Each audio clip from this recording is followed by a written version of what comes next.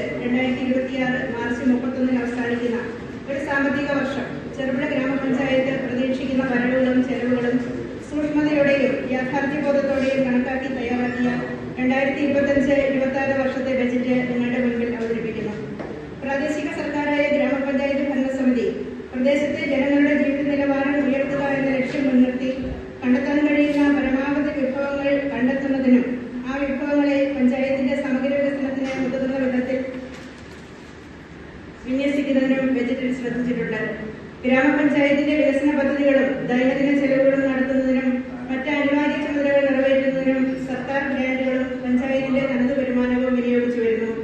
ഗ്രാന്റുകളിൽ പ്രധാനപ്പെട്ടവ സംസ്ഥാന സർക്കാർ ബജറ്റിലൂടെ പ്രഖ്യാപിക്കുന്ന വികസന ഫണ്ട് ജനറൽ, പട്ടികജാതി വികസന ഫണ്ട്, പട്ടികവർഗ വികസന ഫണ്ട്, ധനകാര്യ commission grant, road maintenance grant, non road maintenance grant, general purpose grant എന്നിവയാണ്. കൂടാതെ ഡിപ്പാർട്ട്മെന്റ് ഫണ്ടുകളും കേന്ദ്ര സർക്കാർ ഗ്രാന്റുകളായ മഹാത്മാഗാന്ധി ദേശീയ ഗ്രാമീണ തൊഴിലുറപ്പ് പദ്ധതി, അംഗനവാടി പോഷകാഹാരം എന്നിവയും ലഭ്യമാകുന്നു. പഞ്ചായത്തിന്റെ തനത് വരുമാനത്തിന്റെ സിംഹഭാഗവും ലഭ്യമാകുന്നത് കെട്ടിട നികുതി, തൊഴിൽ നികുതി, ലൈസൻസ് ഫീസ് എന്നിവയിലൂടെയാണ്. സിവിൽ രജിസ്ട്രേഷൻ ഫീസ്, കെട്ടിട നിർമ്മാണ അനുമതി, ലേല വരവ്, കെട്ടിട വാടക എന്നിവയും പ്രധാന തനത് വരുമാന സ്രോതസ്സുകളാണ്. ഫണ്ടുകൾ യഥായോഗ്യം വിനിയോഗിച്ച് വികസന പ്രവർത്തനങ്ങൾക്ക് ആക്കം കൂട്ടാൻ ഗ്രാമപഞ്ചായത്ത് ബദ്ധശ്രദ്ധമാണ്.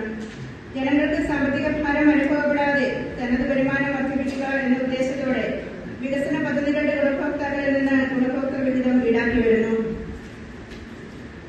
തനത് വരുമാനത്തിന് മുതൽക്കൂട്ടാകുന്ന മുഴുവൻ നികുതികളും ഫീസുകളും അർഹരായവരുടെ മേൽ ചുമത്തപ്പെടുന്നുവെന്നും ചുമത്തപ്പെട്ടവ മുഴുവൻ പിരിച്ചെടുക്കുന്നുവെന്നും ഉറപ്പുവരുത്തുന്നു.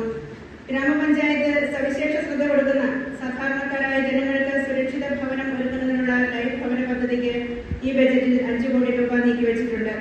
ഭവന പുനരുദ്ധാരണ പദ്ധതിക്കായി 1 കോടി രൂപയും നീക്കിവച്ചിരിക്കുന്നു.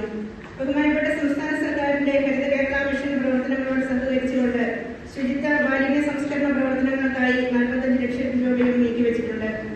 ഉൽപാദന മേഖലയിൽ കാർഷിക പദ്ധതികൾക്ക് 37,30,000 രൂപയും മൃഗസംരക്ഷണത്തിന് 13,42,600 രൂപയും പാലിന സബ്സിഡിക്കായി 15 ലക്ഷം രൂപയും വകയിരുത്തിയിട്ടുണ്ട്. ആരോഗ്യ മേഖലയിൽ കഠിനമായ രോഗങ്ങളാൽ ബുദ്ധിമുട്ടുന്ന സ്ഥിരമായി മരുന്നാവശ്യം വരുന്ന രോഗികൾക്ക് മരുന്ന് വാങ്ങുന്നതിനായി 5 ലക്ഷം രൂപ നീക്കിവച്ചിരിക്കുന്നു. അലോപ്പതി, ആയുർവേദ, ഹോമിയോ ആശുപത്രികളിലേക്ക് മരുന്ന് വാങ്ങുന്നതിനായി 41 ലക്ഷം രൂപ നീക്കിവച്ചിട്ടുണ്ട്. സേവന മേഖലയിൽ വയോജനക്ഷേമത്തിന് 14,95,600 രൂപയും വനിതാ വികസനം, ശിശുക്ഷേമം പദ്ധതികൾക്കായി